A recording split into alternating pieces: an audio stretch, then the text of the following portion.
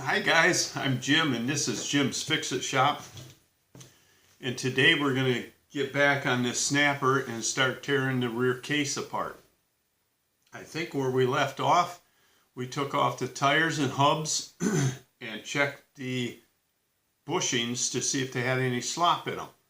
Now in my last video, I checked with my inspector or my instructor, and we made sure that I was correct on my allowable tolerance on bushings, bearings, and lip seals. Now we're going to check these. I'm going to show you a way to check them. You can either do it visually, or you can get yourself an indicator and actually see how much slop you have in them.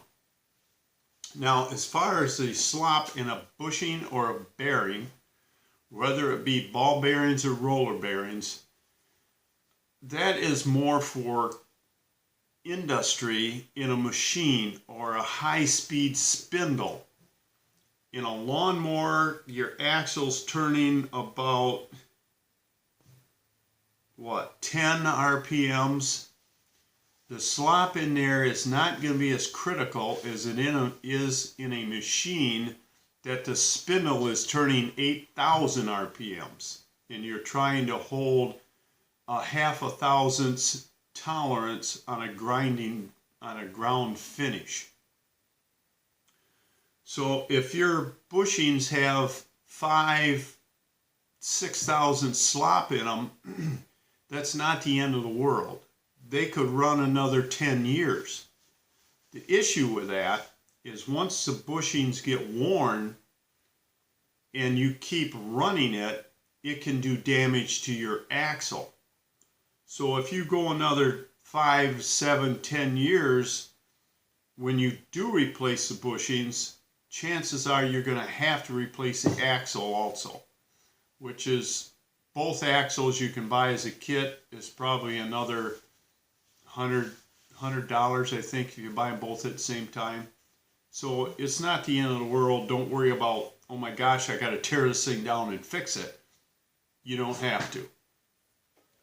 So we're going to try to get the left fender off and the chain case, and we'll look at the axle on the left side and see how much play we got in the bushing on both sides. So let me grab my indicator and we'll run over there. Oh, and before I jump into that, I do want to say my big buddy at the shop, Big Brain Johnston, it's Johnston, not Johnson. Sorry about that. I want to be politically correct. He's doing some work on my home page, I guess is what you call it. And now it says J&R Woodworking across the front of the building. Don't let that bother you. We're still going to do snapper stuff. I don't know if I'm ever going to get into J&R Woodworking, but that's what the site was originally started as, I guess. So I thought I didn't want to get in trouble with YouTube. I thought I better have the right name on the page to match up with whatever it is I signed up on when I started this mess. And another thing, I want to thank you, one of my viewers. Hey, and I did hit 1,000 viewers. In fact, I had an email from a guy in France that's having problems with his engine, and I sent him an email back telling him what to check. He says, I signed up this morning. I was your 1,001 subscriber. And I looked and I'm back down to 1,000, so I must be I lost somebody. Sorry. But there is a viewer I want to thank very much. I can't mention his name, or probably shouldn't, but he sent me some manuals, and it'll be a great help and asset to what I'm doing to try and help people with these snappers. And he said he may have some more, so I'm really looking forward to maybe getting a complete set. That would be awesome. But as you can see behind me, I have them all sorted. He sent me PDF files, and I had them printed out, and it was quite a stack of papers. I have them all separated, sorted, and punched with a hole punch. There's like 20 of them there. And I want to get a 3-ring binder to put them in so I can easily turn to them as I'm answering questions. So thanks again, I really appreciate it. And let's get on this thing. Okay, you can see we have an indicator set up on this. Now I don't know if I can wiggle you up here. It's going to be vibrating. We're going to try and tip this down. I don't know if you can actually read the indicator, but again, you want to wiggle the shaft as if it was sitting on its tires. So if you wiggle the shaft up and down, that's going to be sideways when it's standing up. I don't know if you can see that, but I have probably less than 1/1000th play in that bushing, which is really good, because I don't know how accurately they bore these things to begin with. If I put a brand new one in there on a brand new axle, I don't know how much play I would have. Let's check the other side. Okay, now we're on the differential side. Now when you check these, you want to get as close to the edge of the bushing with your indicator you can. You don't want to check way out here, because that distance is going to multiply the amount of play that you actually have. So you want to get right next to the edge of the bushing. Now I'm going to wiggle this. Now if you want to, you can turn that and put your little needle on 0. As you can see, I got about 7 to 8/1000ths play in that. If you look close enough, you're not going to be able to see it on this camera. If you look close enough at this gap and wiggle this, you can see that moving, and you can hear it. So you don't really need an indicator. But at least if you use one of these, it'll tell you exactly what you do have. Okay, now we're going to disconnect the brake cable from the chain case. And down here, I don't know if I can get you tipped down good enough to see that. Down here, there is a plastic tube with a spring in it. That's part of the way the brake and clutch is set up. There's a snap ring on the top of this. You got to take off with a pair of snap ring pliers. Get it on here.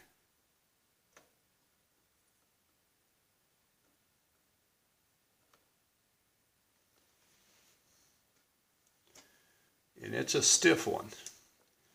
Once you get that off, you can pull down on it and it slips out a little slot on the side of the bracket. The cable slips through, and then you push it up through the big hole and put the ring back on.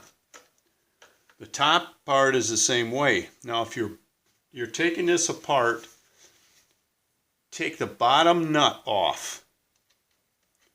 If you don't change the setting on the top nut, when you put it back together, everything will still be adjusted. Let the top nut fall down to the little plastic part, lift up on it, and it comes right out of the slot on the side. And this we can hang up here somewheres out of the way.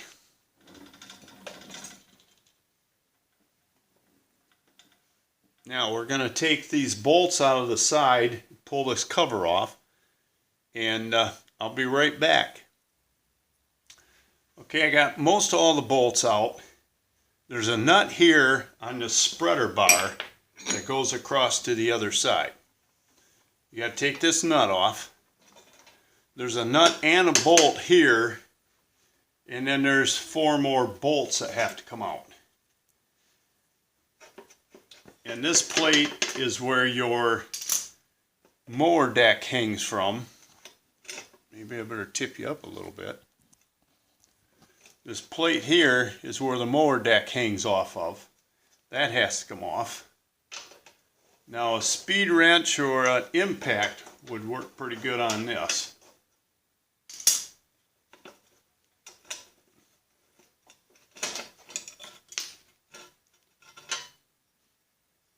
Take that plate off. And you can tell they build these like they build about everything else. They don't paint all the individual pieces. They assemble the whole thing and then they paint it. So you're going to come across some spots that are going to be rusty with no paint on them. So now we'll get this fender off of here.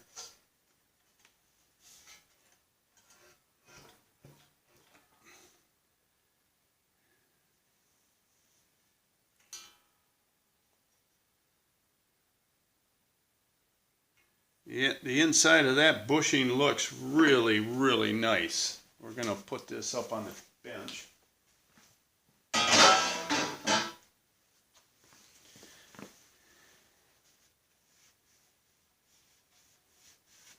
And the axle is completely smooth with no wear on it. I don't know if you can see that, but it's shiny, it's smooth, and there's no wear. Now, if your lip seal had wore a groove in that to the point where you were going to start losing oil, you would be able to feel a groove. 2 or 3 thousandths, you can actually feel that with your fingers. Now, like I said, some of these, my machine does not have any type of seal on the bushing on the left hand side. They used to have, let me pull this old one over here.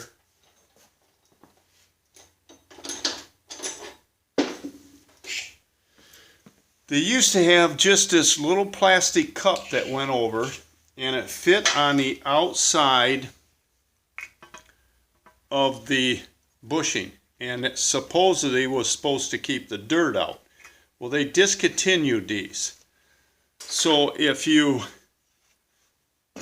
have an older machine like mine, you can order an extra one of these dust covers. This goes on the side where the differential is, and that has a lip seal in it.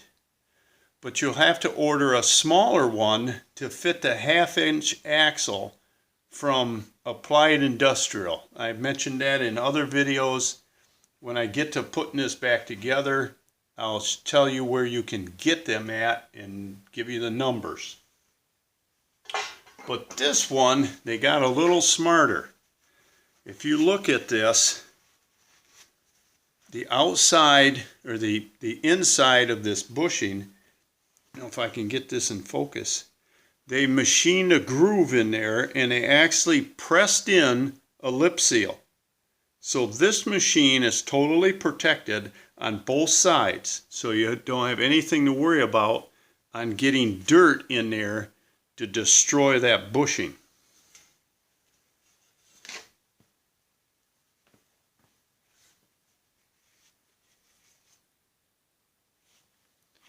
By looking at this bushing, now that I got it out, it's different than mine. The bushing in my machine is all brass. This one appears to be steel with a brass insert. I don't know if you can see that. You can look on the inside and it has a yellow color to it. That's the insert that they have inserted inside of here. It almost looks like it's plastic coated. But then they got all these little holes in there. I don't know if you can see that. That's to hold grease as you grease this, because it has a grease fitting, and it helps lubricate it so it wears longer. Now, if we can get this chain case off, sometimes you can just slide them off, and other times you have to take the yoke off. This is the thrust washer that goes into the end of your hex tube. Get the grease off this thing. This is very well lubricated on the inside. And you can see that it's got a hex-shaped lip stamped into it, so it locks into the end of this. And that's where you stack up your plastic thrust washers to get rid of all your side play. This is just a plastic washer that goes between this thrust washer and the bushing on the Fender. And the more play you have, the more of these things you just put in.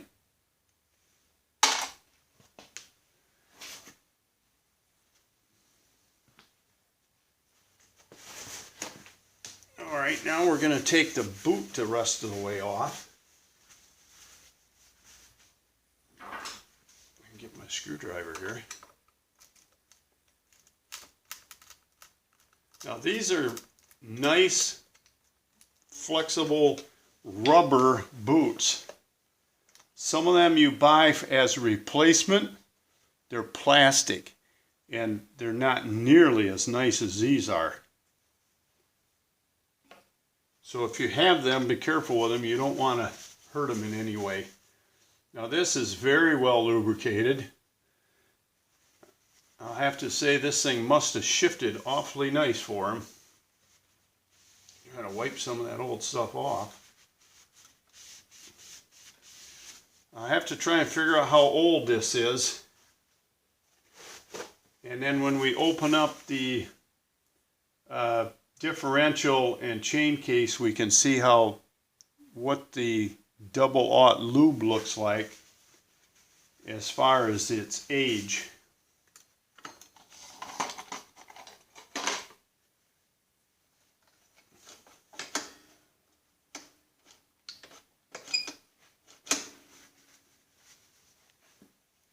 Kind of hard to shift this thing without the clutch hooked up.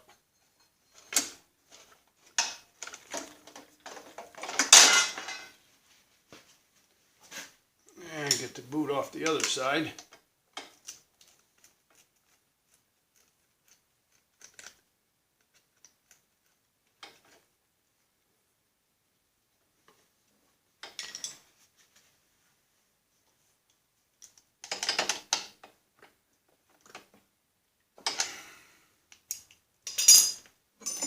Now on the back side of this chain case, there's a linkage that comes from your shifter that actually slides this thing back and forth.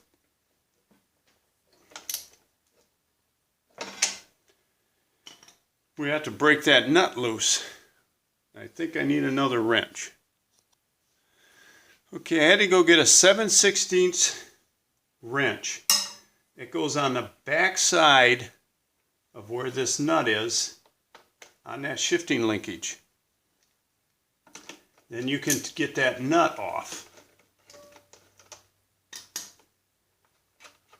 Once I get the chain case out, I can show you where that wrench has got to go. Get this nut off of here.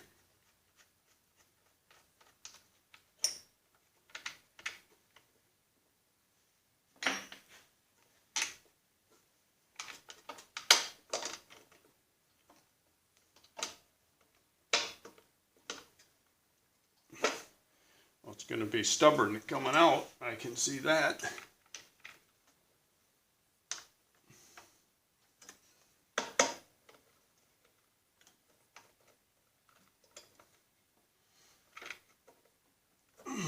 Boy, I'll say.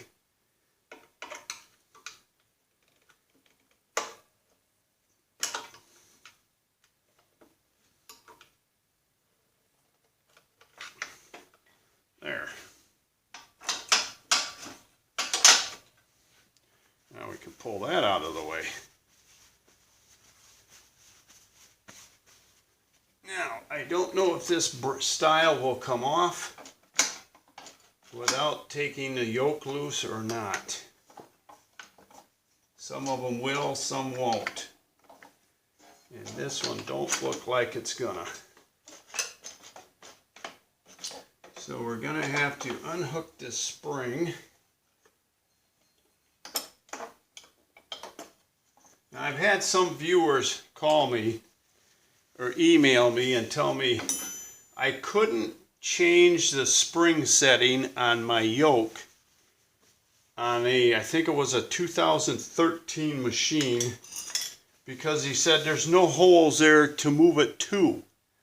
So instead I loosened up the drive disc and pulled it down so it would give me more pressure on the clutch disc.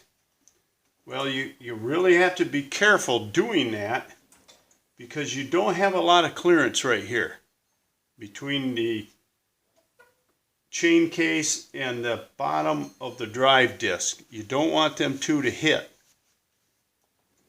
If you don't have holes in your yoke, you can drill some. That's the simplest way to do it. Just drill some more holes in there. And I don't think that is going to come off. So we're going to have to pull that off of there. I'll be right back. Okay, I got the 2 bolts out of the yoke assembly. Better tip this down maybe, huh? It's a good time to check out your nylon bushings. That's what your yoke pivots on. Make sure them things aren't wore out or broke. Then there's a large washer, and it all sits on the bolt. It slides through, and the nut goes on the back side. Now you can slide this right off of here. And that's the chain case.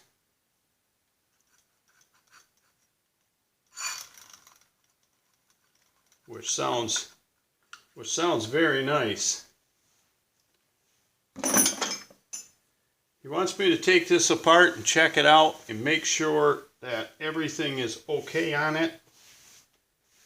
And it's a good opportunity for me to make the videos also. But I really hate tearing one apart that's in this nice shape. Now I'm going to put the bolts back in. No use leaving this apart. There's more things to lose.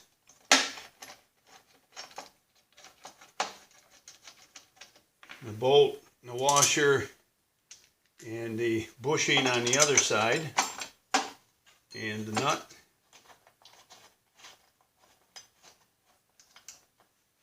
Now if we can get this shifted again.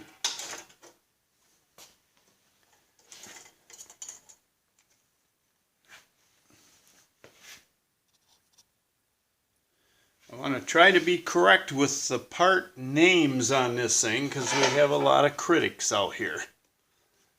Now this is your short shifting link.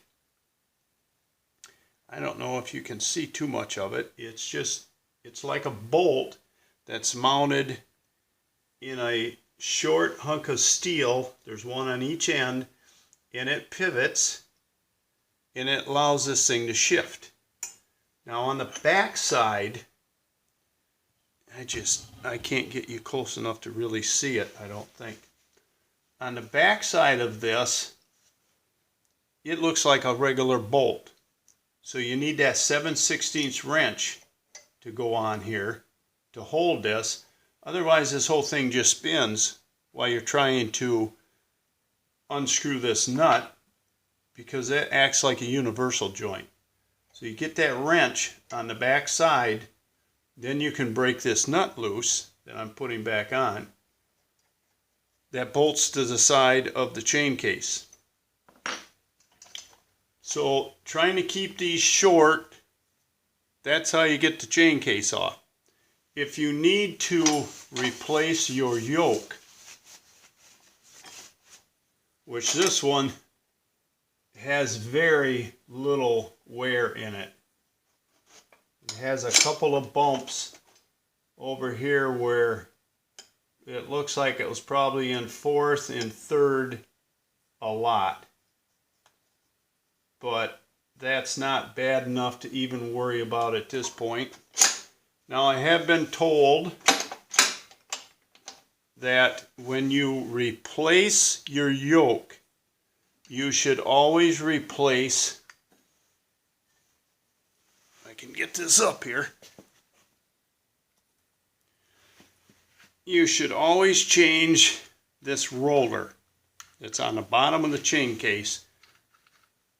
If I could get this up here and hold this so you can see it better. This hangs down from the bottom of the chain case. This roller is what actually slides inside this groove on the yoke. Now this one, the only thing I can see wrong with this is it's got the paint wore off it. There's no deep grooves or gouges in it. If it's really bad on one spot, you can always take it off and flip it over and put it back on so it rides in a different spot when you're shifting. I can't imagine these are too expensive.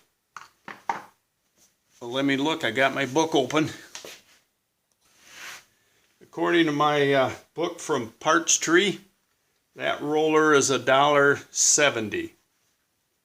So if you're really concerned about it and you're either putting in a new yoke or you're doing some other work, I guess go ahead and buy one. This one I'm going to leave alone because there's nothing really wrong with it. You got this off, you want to check the brake and make sure that's not worn out. There's a pad in there and that looks pretty good. So for right now, we're pretty much done, I guess. I'll take that in the other room and I'll clean it up the best I can on the outside. It's pretty oily. And the next video we'll crack that open and we'll see what that lube looks like inside of it. I have a feeling this is still going to be in pretty good shape. But then again, I'm not sure how old this machine is. I'll try to figure that out when we get to the differential. Okay, I guess that's it. I want to try and keep it short. Good grief, we're almost to a half an hour already. We got that chain case out. I'm going to clean it up before I crack it open, and we'll do that on a video. I want everybody to see what that stuff looks like in there. I want to thank all you guys that are subscribed to me. I just checked. I'm back up to a 1,001. It is amazing that I have that many, because typically when you watch my video, you fix your snapper or you rebuild your snapper, it's going to be good for another 20 years. This one here, you all know my model that I use, my cutaway. That was a snapper I rebuilt 25 years ago, and I used it ever since then. So I'm really surprised I have this many subscribers and followers. I have 117,000 views. Now either you 1,000 people are watching a lot of videos, or I'm reaching out and helping quite a few people. The guy that just called about his, said he was a 1,001st subscriber, he is from France, and he's having trouble with his snapper. So thanks again, and to my viewer with my manuals, I can't thank you enough. This really means a lot. And we're going to get back to this. The boss asked me the other day, he says, am I going to be able to suck leaves this fall with this thing? I said, well, don't worry, Tim. If you can't, you can use mine. I just rebuilt that. So until next time, work safe, have fun, and cut some grass. We'll talk to you soon.